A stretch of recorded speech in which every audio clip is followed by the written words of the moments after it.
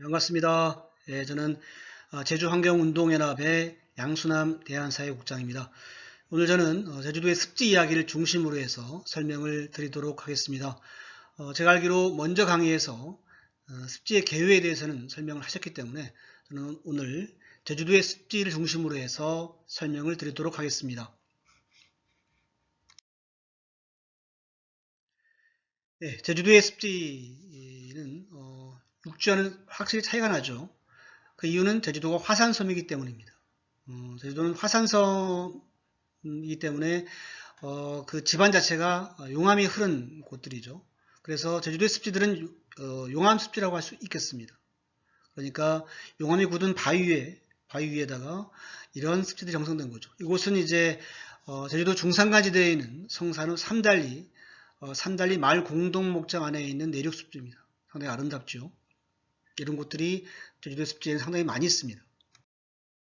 네, 오늘의 교육 목차는 세 가지입니다. 첫 번째는 제주도의 습지에 대해서 설명을 드리겠습니다. 두 번째는 이곳에 살고 있는 제주도 습지의 생물들에 대해서 설명을 드리겠고요. 마지막으로 제주도 습지의 관리 실태에 대해서 잠깐 설명을 드리도록 하겠습니다. 네, 제주도 습지에 대해서 설명드리도록 하겠습니다. 여기는 이제 어딜까요? 네, 선을곶자월에 있는 곳이죠. 네, 바로 먼물각입니다. 선을곶자월은 좀 특이하게도 곶자월 중에서도 습지가 많이 있는 곳입니다. 제주도 곶자월 중에서 주로 이제 아용암들이 많이 있는데요. 그런데 이 선을곶자월 경우에는 파호의 용암이 많아서 이 동굴도 많죠. 그래서 동굴지대가 많기 때문에 이 위에 습지가 상당히 많이 있습니다.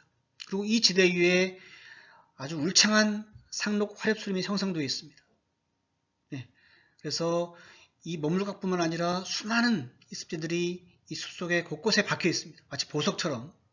그래서 저는 습지를 생태계의 보석, 또 생태계 오아시스라고 부르고 싶습니다.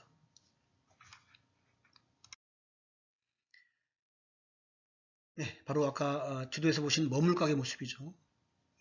그냥 물 같지만 이 속에는 수많은 생물들이 살고 있습니다. 그리고 이 물을 마시러 수많은 새와 야생동물들이 오고 또 이 물을 마시러 지역 주민들이 왔습니다. 즉, 이 물이 있었기에 선을리가 형성될 수 있었던 것이죠. 즉, 마을이 형성되려면 이런 습지가 필수적입니다. 예, 제주도의 습지를 지금부터 좀 설명드릴 텐데요. 먼저 고지대 습지입니다. 즉, 높은 지대에 있는 습지죠. 주로 한라산 안에 있는 습지라고 할 수 있겠습니다. 백록담도 중요한 고지대 습지겠죠. 그 다음에 소백록담, 또 수문을뱅디, 천백고지 습지, 선적자 습지 등이 바로 이런 고지대 습지라고 할 수 있겠습니다. 이건 겨울에 찍은 건데요. 그래도 상당히 아름답죠. 봄과 여름에 가보면 상당히 생물들도 많이 있고 상당히 아름답습니다. 선적자 습지, 이것은 여러분들 가보시겠지만은 영실 코스에 있는 오름이죠. 백록담 바로 아래 아주 높은 고산 습지입니다. 이 습지가 만들어진 이유는 바로 노루샘입니다. 즉 노루샘이라는 고지대 용천수가 나와서 땅을 적시면서 아주 넓은 습지를 만들어내는데요. 이 습지에 수많은 제주 도롱뇽이라든가 여러가지 유혈목이라든가 이런 양석 파충류가 살고 있고 또 이들을 먹으려고 수많은 새들이 날아오고 또 이 물을 마시려고 노루와 오소리, 족제비 같은 야생동물들이 와서 물을 마십니다. 한라산의 어떤 오아시스라고 할 수 있겠습니다. 제주도 오름분학을 가보면 오름분학 습지를 가보면 이것을 다 볼 수 있습니다. 즉 오름분학의 호수 형태 어딜까요? 네, 사라오름, 물차도름 이런 것들이 화구호, 즉 화구호수죠. 자, 좀 더 시간이 지나면서 만들어진 늪 형태는 어디 있을까요? 좀 더 젊은 늪지는 바로 물장오리입니다. 물장오리는 물량아리보다 좀 더 젊은 습지라고 할 수 있겠죠. 좀 더 시간이 지나면 물량아리처럼 늪지 형태가 됩니다. 늪지 형태가 되죠. 좀 더 시간이 지나면 동수학처럼 건조가 되기 시작합니다. 여기에 버드나무 들어오기 시작하고 소나무 들어오기 시작하면서 나중에는 숲이 되죠. 하지만 이것은 뭐 몇십 년이 아니라 아주 오랜 기간에 걸친 사람의 시간으로는 짐작할 수 없는 변화입니다. 네, 이처럼 제주도 오름 분화구의 습지는 아주 중요한 자연 천지를 볼 수 있는 또 생태적 가치를 간직하는 곳이라고 할 수 있겠습니다. 예, 물량아리, 약간 물장아리와는 다르게 물이 좀 쪽쪽 늪이 많이 됐죠. 네. 그래서 이런 것들은 이제 중요한 이유가 지금 이탄층이라고 하는데 이탄층, 즉 아주 수천 년 동안 식물의 사체가 쌓이면서 이것이 이제 아주 몇 미터의 흙을 만들어내는데요. 이것을 단계별 분석하면 수천 년 전에, 수백 년 전에 생태계의 모습을 볼 수가 있습니다. 살아있는 시간 캡슐이죠. 살아있는 생태계 박물관입니다. 금화고름은 화구호의 형태라고 할 수 있겠습니다. 한원도 마찬가지로 아주 큰 분화구였죠. 또 여기는 옛날에 아주 큰 호수였다고 합니다. 지금 시간이 지나면서 지금 이곳에 마을 주민들이 논으로 이용하고 있는데요. 이곳에 지금도 용천수가 많이 나오고 있기 때문에 아주 중요한 내륙습지의 역할을 하고 있습니다. 네, 살아오름도 화구호수의 형태입니다. 네, 물자오름도 화구호수죠. 네. 수영아래 오름은 특이하게도 분화구처럼 보이는데요. 분화구가 아니라 오름 중턱에 있는 습지입니다. 오름 중턱에 좀 움푹 파인 곳이 있는데 이곳에 아주 넓은 습지가 형성되어 있습니다. 네, 나중에 한번 가보시기 바랍니다. 상당히 아름다운 습지입니다. 네, 그 다음에 하천입니다. 아까도 말씀드렸듯이 하천은 제주도 하천 대부분 다 건천이지만 이처럼 즉 웅덩이가 많이 있어서 아주 특이한 생물들이 많이 살고 있습니다. 물속에 있기 때문에 여러분들 모르시겠지만은 버들치 같은 어류도 한 9종 이상이 있고요. 그 다음에 거의 수박만한 아주 큰 동남참개라고 하는 집게발의 털이 수북한 아주 큰 개가 이 소에 살고 있습니다. 그리고 새벽이라고 하는 새우류가 이 하천에도 살고 있고요. 하천이라든가 하천인데 주로 이제 용천수가 나오는 이 하천이겠죠. 그런 곳에 주로 새벽에 살고 있습니다. 그 다음에 놀랍게도 이 민물 해파리, 즉 해파리는 바다에만 있는 것으로 알고 있는데 그렇지 않습니다. 특이하게도 이 민물에도 해파리가 살고 있습니다. 최근에 이 제주도의 하천에 소에서 민물 해파리가 발견되었습니다. 그만큼 제주도 하천의 습지는 미지의 영역입니다. 연구해야 할 대상입니다. 그래서 지금처럼 하천 정비로 인해서 부술 게 아니라 이렇게 고유하게 고유한 모습으로 원래의 모습으로 남겨둬야 합니다. 이곳은 행기소의 모습입니다. 상당히 아름답죠? 네. 네, 하여튼 이런 하천은 제주도 어떤 마을의 형성의 모태가 되었었습니다. 그리고 저도 그렇지만은 여러분들도 많겠죠. 어릴 때 하천에서 많이 놀았죠. 수영도 하고 많이 놀았었죠. 하지만 지금 많이 좀 그런 경우 거의 없죠. 뭐 수영장도 있긴 하지만 그런 경우보다는 예전처럼 이런 하천의 웅덩이들 소가 많이 사라진 것도 이유가 있을 겁니다. 그래서 이 하천은 어떤 사람들에게는 식수라든가 이런 것도 있겠지만은 어떤 놀이터이기도 했고 그 다음에 풍류의 공간이기도 했고 그 다음에 어떤 신앙처 즉 당의 공간이기도 했습니다. 이곳은 이제 한천 오동봉공원 바로 옆에 있는 판관소의 모습입니다. 그리고 그 하천은 이제 제주도 하천들은 대부분 이제 건천이긴 하지만 그래도 물들이 계속 흐를 때가 많기 때문에 이처럼 하천 주변에는 이런 상록하렵수림들이 많이 형성됩니다. 그래서 이 도심의 경우에도 하천을 그대로 남겨준다면 이 어떤 상록하렵들이 그대로 남아있기 때문에 어떤 도심 녹화에 있어서도 상당히 중요한 역할을 할 수가 있겠습니다. 이것은 광명천인데요. 이것뿐만 아니라 제주도의 수많은 하천들이 이런 기암 괴석이 있는 곳이 상당히 많이 있습니다. 그러니까 육지의 강과는 전혀 다른 하천 습지의 모습들이죠. 예, 이것은 옥포천 하류인데요. 예전에 하천 정비를 했다가 다시 몇 년 전에 이곳을 생태 하천으로 복원했습니다. 그래서 다시 생물들이 돌아왔습니다. 이곳은 많은 사람들이 지금 한림 주민들이 이곳에서 산책도 하고 있는데요. 상당히 중요한 어떤 정서의 공간이 되었습니다. 여가의 공간이 되었습니다. 하지만 그럼에도 불구하고 이 제주도 하천들이 원형이 상당히 많이 파괴되어 있습니다.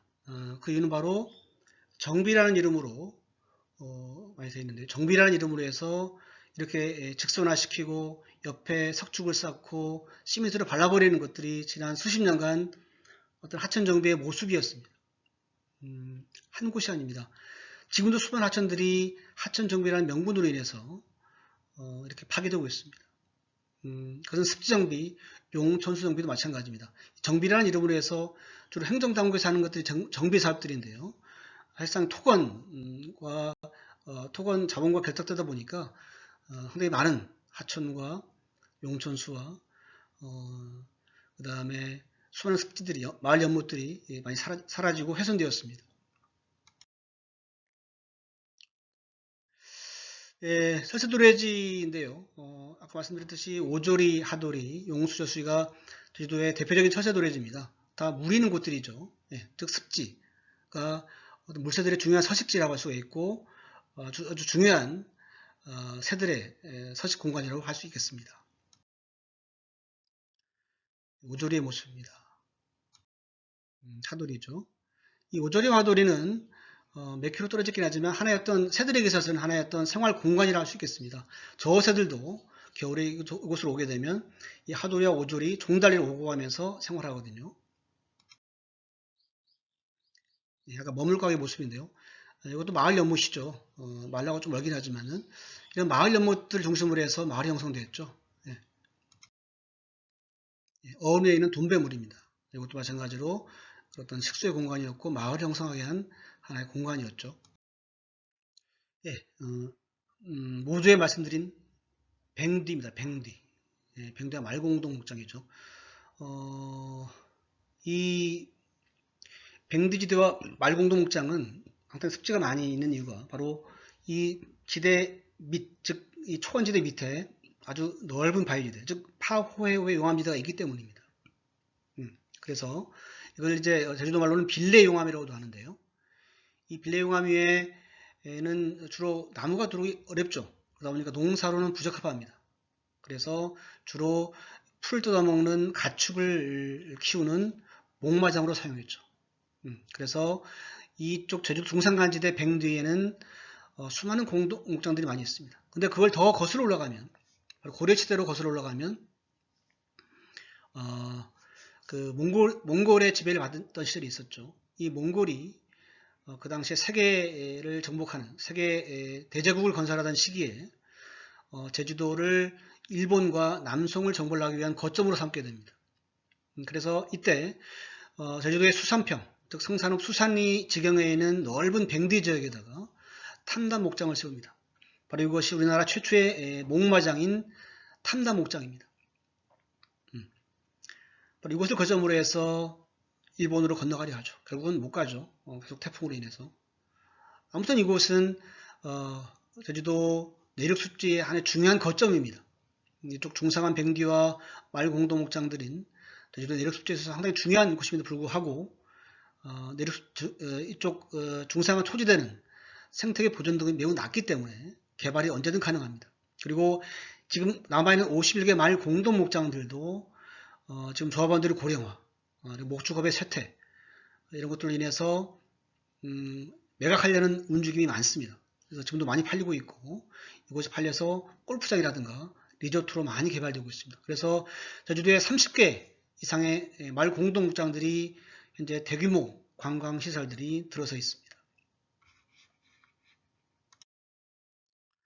네, 이것은 수산평이라고 하는데요. 성산읍 수산리를 지경으로 해서 형성되어 있는 아주 광활한 초원지대입니다. 용문여 오름이라든가 이런 곳들 중심으로 형성된 곳인데요. 상당히 많은 습지들이 있죠. 이것도 우리가 예전에 몇 년 전에 제주환경운동연합이 조사한 곳인데요. 다 조사하지 못한 겁니다. 일부만 조사한 것도 불구하고 거의 20개 가까운 습지들이 이곳에 분포하고 있습니다. 바로 이 수산뱅디의 지면입니다. 자 보시죠. 이 풀들이 있고 이 넓게 시커먼 곳이 있죠. 바로 이곳이 파호해 용암, 즉 빌레 용암입니다. 즉 이런 곳들이 밑에는 동굴지대가 있을 가능성이 높죠. 그리고 이런 곳에는 습지가 형성되죠. 실제로 이따 보시겠지만 이 바로 옆에 아주 넓은 습지가 있습니다. 이곳에 습지가 많은 이유인 것이죠. 마찬가지로 수산뱅디의 그 빌레 용암 위에 생긴 파호해 용암지대 위에 생긴 습지입니다. 한못이라고 하는 곳인데요. 즉 넓다라는 뜻이죠. 즉 넓은 연못이라는 뜻입니다.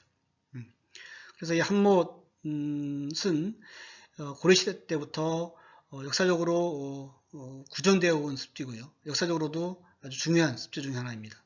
한번 가보시기 바랍니다. 네, 이것도 마찬가지로 한못 부근에 있는 전주 물꼬리풀이라고 하는 멸종 위기 식물이 살고 있는 습지입니다. 이렇게 지금 땅이 굳은 거북통이 갈라져 있죠. 이게 비가 오지 않아서 이렇게 거북통처럼 갈라졌다가 비가 오늘 가보니까 이렇게 예쁜 습지가 형성되어 있더군요. 네. 또 수산뱅디 안에 있는 직구물이라는 습지입니다. 무슨 이름 모를 습지인데요. 이런 것들이 상당히 많이 분포해 있습니다. 예, 풍담못이라고 하는 또 습지인데요. 주민들이 많이 이용하는 습지라고 합니다. 아까 그 위에 말씀드린 월랑지 오름 바로 옆에 있는 아주 큰 습지입니다. 이것도 마찬가지로 바로 그 월랑지 오름 바로 옆에 또 하나의 습지입니다. 네, 그리고 이거는 처음 말씀드린 첫 화면에 나온 곳이죠. 산달리 마을 공동목장에 있는 산달리 초원의 습지입니다. 상당히 넓은 습지들이 곳곳에 분포해 있고 바로 이곳 근처에 바로 미천굴이라고 하는 아주 긴 동굴이 있죠. 즉 이곳 아래에도 동굴이 있을 가능성을 배제할 수가 없습니다. 충분히 있을 가능성이 있죠. 그래서 이런 곳들은 이제 파호의 용암이 흐른 곳이고 또 이외에 이런 초원지대 이런 아주 큰 내륙 습지들이 형성되어 있는 곳입니다. 이곳 두 군데쯤에 환경부 멸종 위기 종인 순채가 자라고 있는 습지가 두 군데가 있습니다. 이곳은 지금 서늘리에서도 논란이 많이 되고 있는 건데요. 원래 이곳에 사파리 월드라고 해서 사자라든가 하마, 이런 악어, 이런 열대 지방의 동물들을 키우는 아주 큰 사파리 공원을 계획했었습니다. 물론 지금은 조금은 축소돼서 사업 계획이 조금 바뀌긴 했습니다만 여전히 이곳에 개발 계획이 추진되고 있습니다. 이것도 선골자월 아니기 때문에 이런 습지들이 상당히 많이 있고요. 이곳은 동복리 마을 공동목장입니다. 동복리 마을 공동목장에서 관리하는 연못이고 또 습지고 숲인데요. 이곳들이 아직도 개발 계획들이 많이 세워져 있습니다. 이것뿐만 아니라 수많은 다른 곧잘과 습지들에서도 이런 개발 계획들이 여러 추진되었었습니다. 또 언제든지 가능하다는 것이지 바로 지금 제주도 보전 정책의 허점입니다. 이 어린비는 어디냐면은 샛별노름 바로 앞에 있는 아주 광활한 들판이 있죠. 바로 이곳이 어린비뱅디라고 하는 곳인데요. 예전에 최영 장군과 몽고군이 크게 전투를 벌였던 아주 역사적인 장소이기도 합니다. 이곳은 빌레못굴이라고 해서 우리나라에서 가장 긴 용암동굴이 있는 곳입니다. 거의 10km가 넘는 용암동굴이 바로 이곳에 있습니다. 아까도 말씀드린 이것도 파호의 용암지대, 즉 빌레 용암지대이기 때문에 이런 땅 밑에는 아주 기나긴 용암동굴이 있고 또 그 위에는 초원지대 그리고 공동목장 또 습지가 많이 분포하고 있는 것이죠. 예, 어린비병대 안에 있는 감묘오름 바로 앞에 있는 습지입니다. 예, 앞에 있는 동물이죠. 거미는 동물이니까요. 예, 호랑거미가 제가 일부러 호랑거미를 배경으로 해서 사진을 찍었습니다. 아름다운 습지죠. 그런데 이곳은 습지로서 어떤 제도적으로 보존되지 못합니다. 이따가 보시겠지만은 이회와 가보니까 이 매립이 됐더라고요. 그러니까 이쪽 토지주도 습지에 대해서 관심이 없고 또 제도적으로 이곳에 대한 보전 이게 대책이 없기 때문에 바로 개발이 가능한 것입니다. 그런데 이곳은 이렇게 보시면 알겠지만은 이게 아주 큰 수초들인데요. 이곳에 물새들이 산란을 했었습니다. 그 쇠물짝이라고 해서 여름철새인데요. 이곳에서 새끼를 낳고 기르는 것을 제가 여기서 목격했습니다. 항상 날아오는 것이죠. 매 여름마다. 근데 이제 이곳을 몇 년에 가보니까 매립을 했더라고요. 안타까운 일입니다. 이곳은 이것도 하천 습지긴 한데요. 공세미물이라고 해서 용천수가 나오는 하천 습지입니다. 가장 깊고 아주 물이 맑습니다. 네. 여기도 소이터라고 해서 동본이란다. 봉성리 마을 공동목장 안에 있는 아주 큰 습지입니다.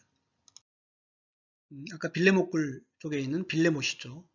이것도 빌레용암, 빌레용암이죠. 그 이후에 습지가 형성되어 있습니다. 그리고 바로 옆으로는, 아래로는 빌레목굴이라고 하는 아주 거대한 동굴군이 자리 잡고 있습니다. 네, 여기는 여기도 마찬가지로 어린비뱅디 습지인데요.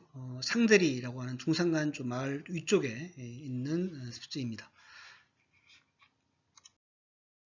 네, 어은 위에 있는 송해못이라고 하는 밭 가운데 있는 습지더라고요. 또 이거는 바림의 오름인데요. 앞에 그린 바림의 오름 바로 앞에 넓은 들판에 즉 어린비뱅디 위에 이렇게 아주 아기자기한 습지가 자리 잡고 있습니다. 네, 그 다음에 용천수입니다. 용천수도 중요한 내륙습지 중에 하나죠. 자, 점들이 오겠습니다. 그러다 용천수 위치들입니다. 원래는 제주도에 용천수가 한 1000개가 넘어갔었습니다. 하지만 지금은 수많은 개발들로 인해서 700개가 채 남지 않았습니다. 매립되고 또 도로 개발로 인해서 사라지고 지금 남아있는 개수가 700개가 안 되는 곳이죠. 아까도 설명드렸지만은 이렇게 용천수를 대부분 다 이렇게 해안가 중심으로 해서 형성되어 있죠. 그래서 제주도의 마을도 이렇게 마을 중심으로 해서 말인다. 용천수 중심으로 해서 형성이 되어 있습니다. 이렇게 중산가지대라든가 고산이 많지가 않죠. 한 90% 이상이 이렇게 해안가 중심으로 해서 용천수가 형성되어 있습니다. 네. 아까 선작지와시죠. 선작지와시를 만든 원천입니다. 바로 노르샘 용천수죠. 이곳은 이제 제주시 내에 있는 용천수인데요. 여러분 광양 아시죠? 광양에 광양 물통이라고 있습니다. 광양 물통이 바로 이 용천수로 인해 생긴 지명입니다. 이곳은 우여천이라고 해서 우여천. 아주 재미있는 전설이 내려오고 있는 곳인데요. 나중에 전설은 확인해 보시기 바라겠습니다. 이 우여천의 옛날 모습인데요. 근데 이곳이 이제 택지개발 공사가 이곳에 이루어지면서 대규모 개발이 이루어졌습니다. 그런데 다행히도 주민들이 이곳만은 남겨두자고 해서 이렇게 남겨두었습니다. 지금의 모습입니다. 지금 광양 물통 사거리 가보시면은 이곳 우회천의 모습이 남아 있는데요. 예전의 모습이 많이 사라져 있죠. 네. 나중에 한번 가보시기 바라겠습니다. 네. 이것도 마찬가지로 제주 시내에 있는 용천수입니다. 동산물이라고 해서 종합경기장 밑에 동산교가 있습니다. 그 동산교 바로 아래에 큰 소가 보이는데요. 이 소는 그냥 빗물이 아니라 이 동산물이라고 해서 용천수가 나오는 곳입니다. 아는 사람들이 많지 않죠. 네, 이곳은 이제 구시물, 항파들이 있는 곳이죠. 이 구시물뿐만 아니라 뭐 장수물이라든가 또 금락산물이라든가 이런 곳들이 예전에 삼별초와 관련된 용천수들입니다. 이런 곳 항파들이 와보시면은 용천수가 많이죠. 그래서 이 삼별초가 이곳에 자리 잡은 이유도 이곳이 중산간지대인데 용천수가 많이 나오죠. 그래서 이곳을 거점으로 잡은 이유가 바로 이 용천수 때문이었습니다. 네, 정말 아름답죠. 과연 이런 곳이 도내에 있을까요? 도내 중에서도 이런 곳은 없습니다.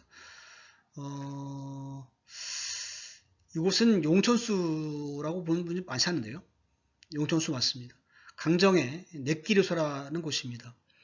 이곳의 밑에 강정 수원지가 있죠. 이곳은 이제 깊이도 엄청 깊을 뿐만 아니라 사시사철 이렇게 푸릅니다. 이런 용천수가 전국적으로도 저는 없다고 보고 있고요. 이렇게 사시사철 물이 있고 깊은 물이 있고 이렇게 아름답고 또 이 바로 아래는 원앙, 대규모 원앙 서식지입니다.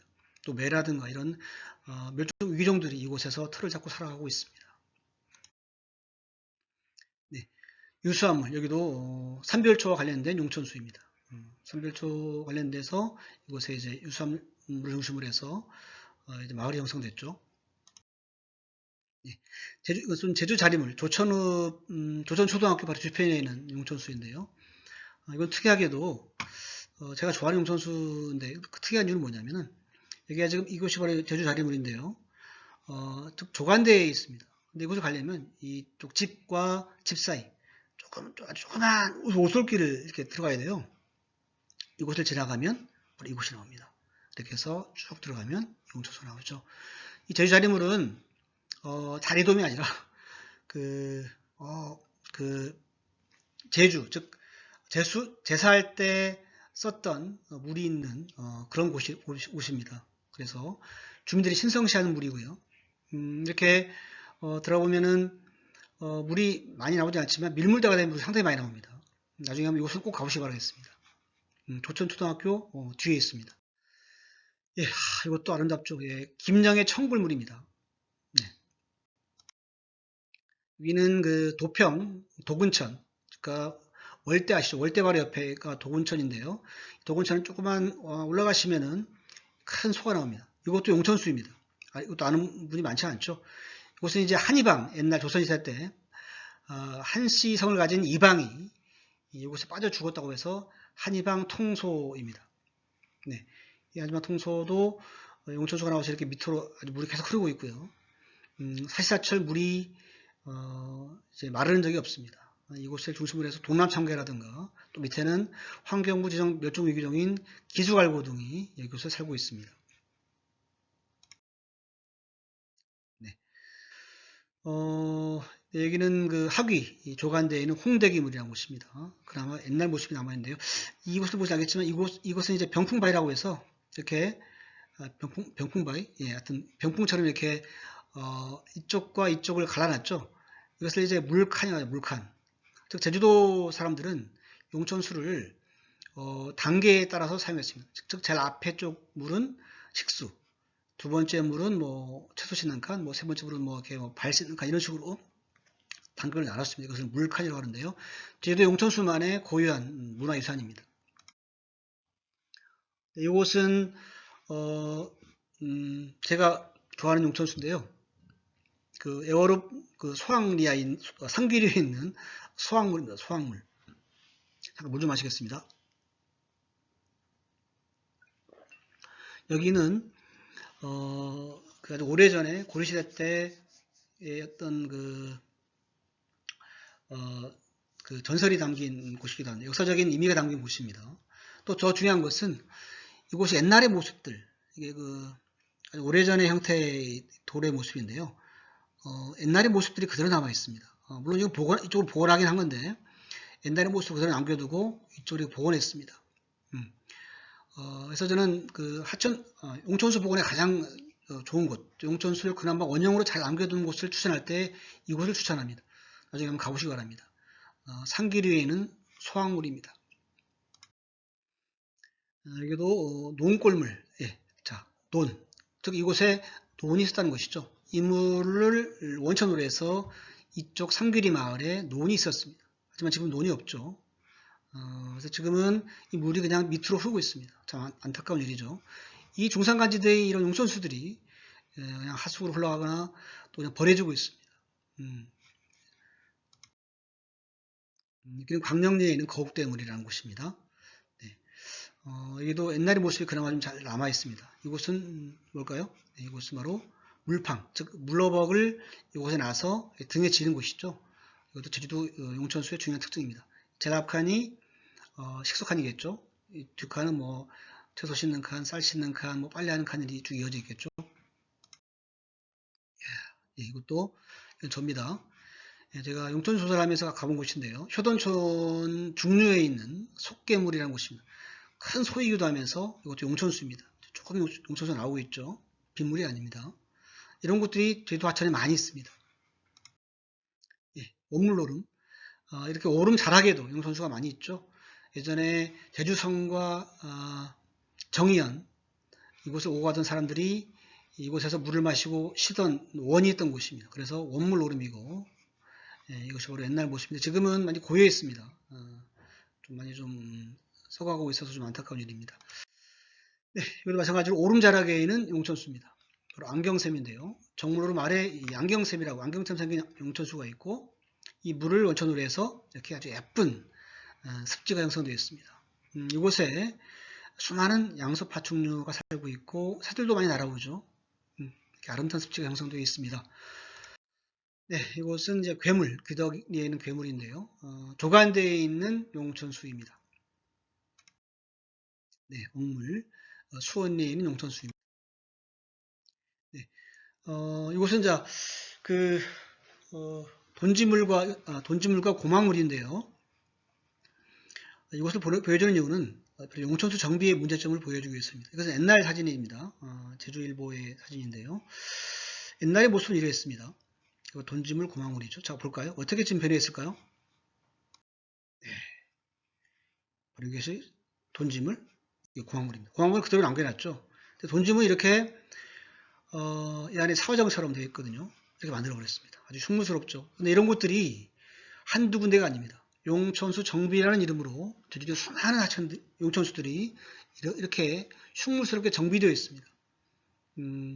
그래서 이런 문제 제기를 많이 하다 보니까 행정에서도 조금 이게 좀 깨달음이 있었나 봅니다. 그래서 최근에 이것을 헐었습니다. 헐어서 옛날 모습으로 다시 복원해 왔습니다.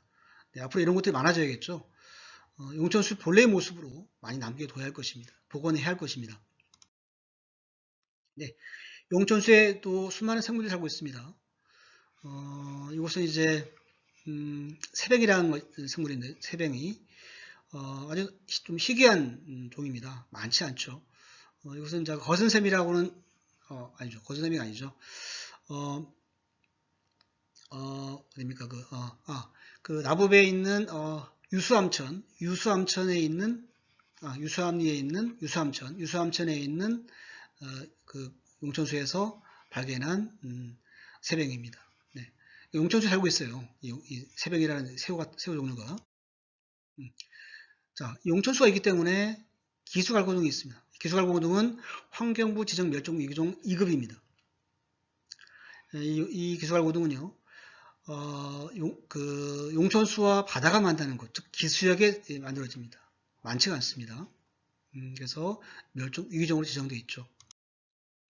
엽새우, 1급수에만 사는 생물이죠. 이것은 그 거선세미 오름 용천수, 거선세미 용천수에서 발견했습니다. 물론 이 사진은 이제 좀 찾기 어려워서 인터넷에서 다운받을 수 있습니다만 엽새우가 거선세미 용천수에서 살고 있었습니다. 예, 그 기수역, 그러니까 우리 하두의 탕탕물이라든가 또는 뭐 오줄의 족지물이라든가 가보면은 즉 용천수와 바닷물이 만나는 지점, 기수역에 이렇게 검정망둥이 살고 있습니다. 기수역의 용천수는 이런 검정망둥이라든가 이런 것들이 대부분 살고 있죠. 네. 저는 그 다음에 연안습지입니다. 연안습지는 아까 말씀드렸던 것처럼 개꽃띠, 뭐죠? 조간대. 네, 조간대가 바로 이 중요한 제주도 연안습지입니다. 이처럼 이곳은 김영 덩계 해안인데요. 이런 파호의 용암이 바다로 흐르면서 이렇게 시커먼 바위가 되었죠. 이렇게 바다의 어떤 바위 평원처럼 되어 있습니다. 이렇게 독특한 경관이 형성되고 여기 염생식물도 많이 들어오죠. 이러면서 아주 중요한 연안습지 생태계가 만들어집니다. 하지만 그동안 이런 연안습지들은 항포구 개발이라든가 해안도로 개발이라든가 해안 매립으로 많은 곳이 파괴되어 있는 상태입니다. 네. 아까 김영 바닷가의 모습입니다. 이게 종달해안의 해신당인데요. 우묵사스레피라는 나무 신목이 있고 이렇게 해서 제사를 올립니다. 제주도에 해신당들이 상당히 많이 있죠. 되게 조간대에 많이 있습니다. 그래서 제주도의 연안습지들은 이렇게 어떤 자연적인 의미뿐만 아니라 이런 인문 문화적인 요소가 있습니다. 이렇게 사람과 어우러진 곳이죠. 사람의 문화, 역사와도 긴밀한 관계에 있는 곳이 바로 제주도의 연안습지, 또 내륙습지도 마찬가지입니다. 네, 여기는 지금 강정 해군기지가 있는 곳인데요. 여기도 연안습지입니다. 중덕 바닷가입니다. 우리가 흔히 구럼비라고도 부르죠. 구럼비라고 부르는 큰 바위지대입니다. 이곳에 특이하게도 이런 내륙습지들이 상당히 많이 있었습니다. 이곳은 지금 내륙대에 사라져 버렸습니다. 그 다음에 중요한 연안습지가 바로 해안 사구입니다. 물론 이 해안사구는 모두 연안습지라고 부르기는 어렵죠. 이렇게 해수면과 이어진 이걸 조간대 연안습지고요. 초기사구. 제가 보기에는 이쪽 배후사구까지는 연안습지는 아니지만 최소한 이쪽 초기사구까지는 연안습지의 범위에 포함시켜야 한다고 생각합니다. 하지만 지금 우리 국내 습지보존법에는 연안습지의 범위는 여기죠. 여기만 연안습지를 포함하고 있습니다. 하지만 연안습지를 제대로 보호하기 위해서는 연안습지와 육지의 중간지대에 있는 이 해안사구를 보존해야 합니다. 그러기 위해서 저는 이번 은해 습지보존법 상에서 이 연안습지의 범위를 최소한 이 초기사구까지는 범위를 넓혀야 한다고 생각합니다. 물론 개인적인 생각입니다만은 지금 제주도 의회와 함께 국내 습지보존법 개정을 논의하고 있는데요. 우리 제주도 국회의원을 통해서 이런 내용들도 좀 제가 제안해 보려고 합니다. 해안사구는 그 중요한 기능들이 여러 개 있는데요. 그 중에 하나 바로 이 해안의 공급입니다. 해안의 모래 공급입니다. 근데 이제 이 해안사구가 상당히 많이 개발되다 보니까 이 모래를 공급 못 해주는 거죠. 이게 바로 이 해수장인데요. 이 해수장. 모래가 매우 유출되고 있습니다. 물론 이쪽 방사제로 인해서 또 해안 개발로 인해서 모래가 유출되고, 근데 이제 문제는 모래를 보충해야 되는데 해안사구가 개발이 되다 보니까 모래를 보충하지 못하고 있어요. 그래서 어떻게 하느냐? 양빈 사업. 그러니까 외부의 모래를 사서 공급하는 공사를 매해 버리고 있습니다. 이곳뿐만 아닙니다. 곽지, 김영 이런 여러 곳들이 해수욕장들이 모래가 유출되고 있어서 또 모래를 공급이 안 돼서 이렇게 모래를 쏟아붓는 정말 밑 빠진 독에 물 붓기식 혈세 낭비를 매해 버리고 있습니다. 즉 개발로 인해서 우리 삶에도 우리 경제에도 영향을 미치고 있는 것이죠. 예, 해안사구는 제가 김영 해안사구인데요. 이렇게 개발되다 보니까 이 바다의 파도 에너지, 바다의 파도, 바람으로부터 나와주는 게 바로 이 해안사구인데 이것을 개발하다 보니까 육지의 침식을 못 막아주고 있습니다. 예, 해안사구 기능이 이 태풍과 해일의 축적 흡수인데 이 해안사구 개발로 인해서 이런 기능이 사라지고 그로 인해서 이쪽 육지가 침식되고 있는 현상이 계속 악화되고 있습니다. 앞으로도 이런 것은 계속 더 악화될 텐데요. 그것을 막기 위해서도 해안사구는 보존되어야 합니다. 하지만 해안사구는 지금 전혀 국내법상에서는 보호받고 있지 못합니다. 언제든지 개발 가능하죠. 또 해안사구는 이쪽 지하수, 해안사구의 모래로 인해서 이쪽 바다의 염분들이 침투하지 못하게 하는 방지도 하고 있습니다. 즉 지하수도 보존하고 또 이쪽 뒤쪽 배후지대에서는 그로 인해서 농사를 질 수가 있죠. 짠물이 들어오지 않기 때문에 그런 중요한 기능도 하고 있습니다. 예, 해안사구는 점이지대의 아주 대표적인 곳이죠. 즉 바다와 육지 사이에 성격이 다른 두 생태계를 자연스럽게 이어주는 지대가 바로 점이지대라고 하는데요. 해안사구는 그러한 곳입니다. 그래서 이러한 염생생물들이 많이 분포하고 있습니다. 흰대극, 개꼬들빼기, 개쑥부쟁이, 사철쑥, 갯매꽃, 순비기나무, 반디지치 이런 염생생물들이 있고 이 염생생물을 서전으로 해서 사구성 곤충들이 살아가고 있고 또 흰물대사처럼 사구성 조류들이 이곳에서 번식을 하고 있습니다. 예. 그리고 제주도 해안사구의 현황입니다. 이것은 제가 그린 건 아니고요. 환경부 국립생태원 자료인데요. 환경부에서 관리하고 있는 해안사구 목록입니다. 14곳인데요. 사실 이거 더 많습니다. 그래서 저희가 제주환경운동연합에서 작년에 해안사구 조사를 했는데요.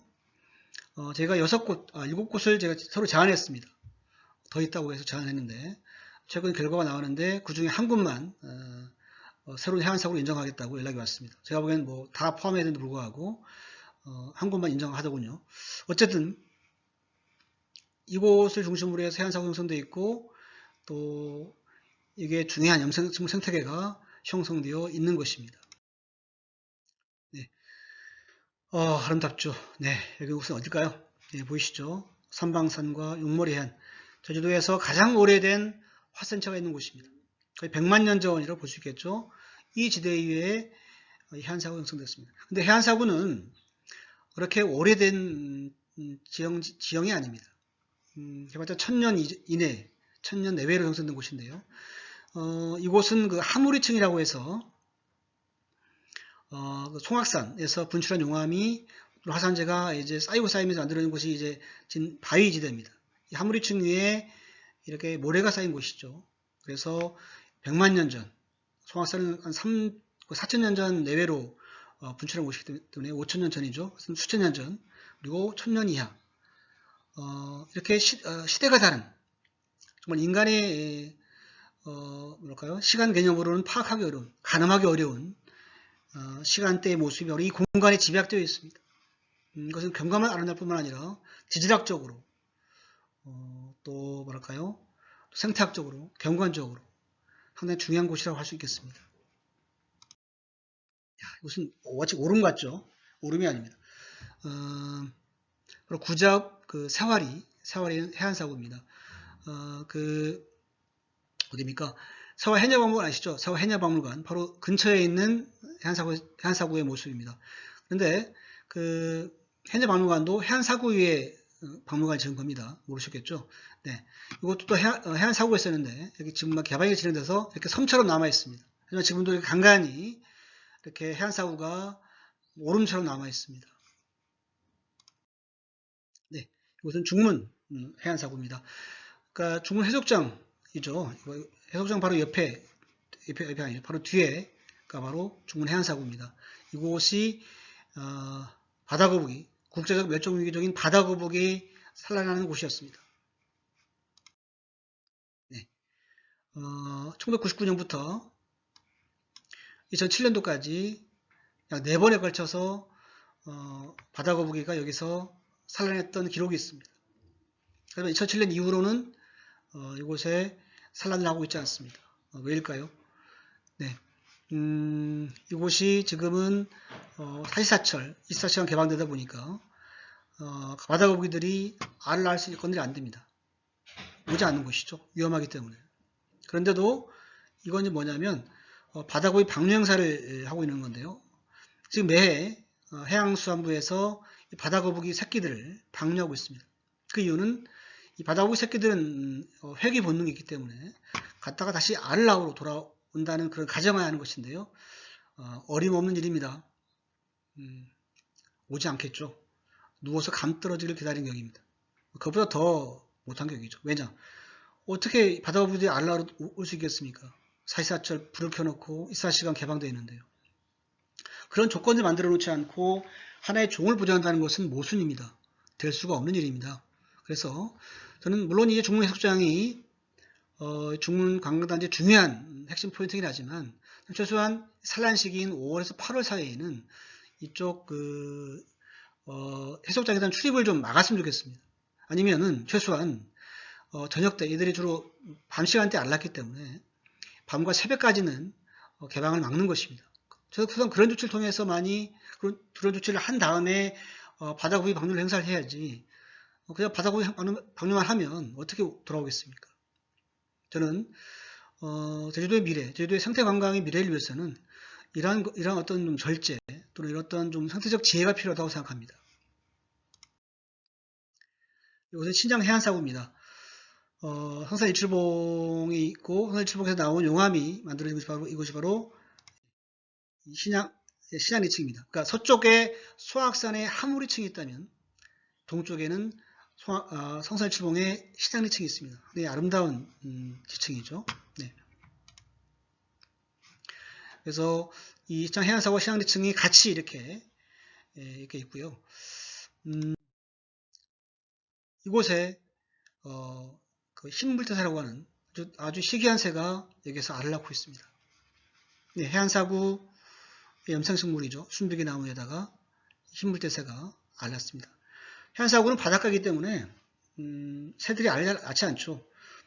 왜겠습니까? 이 짠 염분에다가 강한 바람에다가 파도도 치고 누가 이곳에 알을 낳겠습니까? 하지만 신기하게도 흰물대새에게 알을 낳습니다. 보이시죠? 보통 3개 정도 알을 이렇게 아주 예쁘게 나왔죠. 예. 해안사구에서 갑부한 흰물태세 새끼입니다. 얘들은 바로 나오자마자 바로 걷습니다. 그래서 문제는 얘들이 이렇게 사람들이 많이 사는 해안사구에 이렇게 알을 낳아요. 이렇게 보이시죠? 우리 해안사구에 알을 낳은 흰물태세 새끼, 흰물태세 알입니다. 쓰레기통에 나와요. 그 이유가 뭘까요? 예, 그렇습니다. 사람들에게 오인하게 하게 하는 거죠. 오인. 즉 쓰레기를 보이게 해서 사람들 그냥 지나가게끔. 근데 더 큰 문제는 요즘 사람들이 해안에 많이 몰리다 보니까 그냥 발라버리는 거예요. 이런 경우가 많이 있습니다. 그래서 저희가 제주환경운동연합에서 지난 2개월 동안 이 흰물태세를 위한 캠페인을 진행했습니다. 즉 제주 해안사구의 흰물태세 산란 시기에 한해서 이제 저희가 안내판을 설치해가지고 이곳에 출입을 좀 제한하는 캠페인을 시작했는데요. 제가 수많은 시민들이 많이 후원해 주셨고 이제 4월 초부터 흰물태세 산란지에다가 제가 안내판을 설치할 예정입니다. 그리고 제주 올레하우도 이게 되는데 제주 올레에 있는 올레길 중에서도 해안사구의 흰물태세 산란지에 대해서는 산란 시기에 대해서는 우회하는 방향으로 지금 합의가 됐습니다. 그리고 행정부도 얘기를 해서 행정이 제안을 해가지고 산란 시기에 대해서는 울타리라든가 여러 가지 좀 펜스를 쳐서 좀 출입을 좀 억제하는 그런 것을 좀 검토하고 있습니다. 네.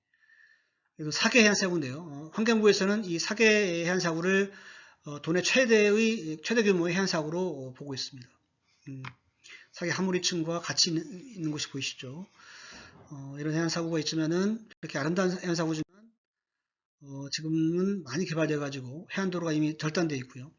네, 또 이미 운동장이 들어서 있습니다. 그 사계 해안사구 위에. 여기는 한동 단지모살 해안사구입니다. 이곳은 이제 한동리 아주 마을 해안에서가 1km 떨어진 곳에 있는데 특이하게도 이쪽 마을 안에 큰 해안사구가 있습니다. 모슬포 해안사구입니다. 여기는 특이하게도 집 보이시죠? 바로 평대리 해안사구입니다. 평대리 해안사구를 보시면 이렇게 풀들이 저기 촘촘히 있죠. 이렇게 모래가 안 날아게 되어 있죠. 집들이 있는 이유가 뭐겠습니까? 예, 이 해안사구를 바로 바람막이로 한 겁니다. 바람막이로 해서 이 평대리 마을은 옹기종기 이렇게 집들이 형성되어 있습니다. 그래서 평대리 주민들은 해안사구를 아주 중요하게 보고 있습니다. 다른 지역과 달리 평대리 해안사구를 마을 공동체 핵심 축으로 보고 있어요. 그리고 제가 들은 이야기로는 이 해안사구를 바람막이로 한 것도 있었지만 옛날 주민들의 말에 의하면 옛날 병자들이 죽으면 또 이렇게 좀 안타까운 죽음이 있으면 이 해안사구에다가 묻었다고 합니다. 그래서 이 주민들은 해안사구에 대해서 상당히 좀 뭐랄까요 좀 신성시하는 면이 있는 것 같았습니다. 물론 지금 이 사람분들은 그런 면역 없지만 오래 산 노인분들을 인터뷰해 보면 그것을 확연히 느낄 수가 있습니다. 나중에 평대리 해안사 가보시기 바랍니다. 아주 예쁩니다. 이 해안사구 위에 이렇게 집들이 옹기종기 모여 있어요. 예, 협재 해안사구입니다. 이거 아주 아름다운 해수욕장이죠. 바로 뒤에 이렇게 협재 해안사구 있고 바로 뒤에 배우 해안사구가 있지만 이곳에 이미 캠핑장이 들어서 있어서 지금 건조화되고 있고 육지화되고 있습니다. 김영 해안사구죠. 여기도 마찬가지로 협재 해안사구처럼 이렇게 캠핑장에 들어서 가지고 해안사구 기능을 못하고 있습니다. 이게 섭지코지 해안사구인데요. 이렇게 배우사구가 이렇게 아주 오름처럼 크게 아주 되어 있죠. 이런 곳은 많지 않습니다. 제주도 해안사구 중에서도. 그런데도 이곳에 이미 휴닉스 아일랜드라고 해서 대기업이 이곳에 호텔을 지어놨죠. 즉 호텔 뒷마당이라고 볼 수 있겠습니다. 그러니까 해안사구의 사유화의 한 사례로 볼 수가 있겠습니다. 섭지코지 해안사구를 어떤 대기업의 사유화의 한 사례로 저는 보고 있습니다. 우도에도 해안사구가 있습니다. 물론 이미 많이 파괴되다 보니까 이번에 환경부에다 이렇게 제안을 했는데요. 이미 환경부에서 답변은 이미 많이 파괴됐기 때문에 해안사구를 인정할 수 없다라고 답변이 왔습니다. 안타까운 일이죠.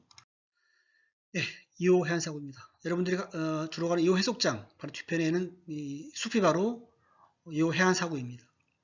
근데 이것도 이후 분마랜드라고는 대기업에서 기업에서 이곳에 개발 사업을 추진하다가 지금은 잠시 중단된 상태입니다. 곽지 해안사고인데요. 국제소장 뒤편에 해안사고인데 이미 다 개발되어 있죠. 주차장에 있고 건물들이 있고 해안도로가 이미 되어 있습니다. 이곳은 하도리 해안사고인데요. 이거 하도리 해수욕은 아니고요. 하도리 설사도리에서 한 500m 정도 서쪽으로 오다 보면 하도리에 속한 사빈이 있고 바로 이곳으로 하도리 해안사고인데요. 도내 최대의 흰물대새 산란지입니다. 이것도 저희가 이 안내판을 설치해서 흰물대새 산란 시기에는 올레꾼들이라든가 관광객들이 들어오지 못하게 지금 한 캠페인을 지금 준비 중에 있습니다. 네, 황우치 해변 해안사고입니다. 이곳은 최근에 언론에서 논란이 많이 됐던 곳인데요. 이게 하모리층이 있고 해안사고입니다. 최근에 이곳에 이제 그 화순항 제2단계 개발 사업을 하면서 모래가 유실되기 시작했고, 그래서 행정에서는 170억 원을 들여가지고 양빈 사업과 모래를 쏟아부는 사업과 바닷속에 그 방파제를 만들었는데 오히려 모래가 더 쓸려가 버렸습니다. 이 바위는 원래 이곳에 있던 바위가 아니라 이쪽 모래와 함께 외부에서 가져온 모래와 바위들입니다. 이렇게 모래가 다 쓸려가 버리고 이렇게 남아있죠. 해안사고라든가 이 사빈도 많이 파괴되어 있습니다. 네, 여러분 아시겠죠? 이 월정이 카페죠. 월정 해수욕장이고 이곳 사실상 다 해안사고입니다. 그런데 월정 해수욕장과 카페의 거리가 인기를 끌면서 지금은 상당히 많이 개발됐죠. 그래서 지금 가보시면 알겠지만은 이 모래가 도로라든가 이쪽 건물에 쌓이고 있습니다. 모래가 쌓여야 되는 곳인데 건물이 있어버리니까 당연히 이게 쌓이겠죠. 자, 그리고 반대로 이 모래가 이 해안사고가 있었다면 이 모래가 이 해수욕장에 모래를 공급해줘야지만 공급을 못해주기 때문에 지금은 이 모래 속에 있던 바위들이 드러나고 있습니다. 그 모래가 공급이 안 되니까 이 현상은 더 악화될 것입니다. 그렇다면 시간이 더 흐른 후에 이곳은 해수욕장의 기능이 많이 사라질 가능성이 높습니다. 해안사고가 중요한 이유가 여기 있습니다. 더 길게 보면은 해안사고의 개발이 아니라 보존을 통해서 해안사고와 해수욕장의 가치를 살릴 수 있을 텐데 어쩌면 단기간에 보고 있는 우리 인간의 어떤 한계이기도 하죠.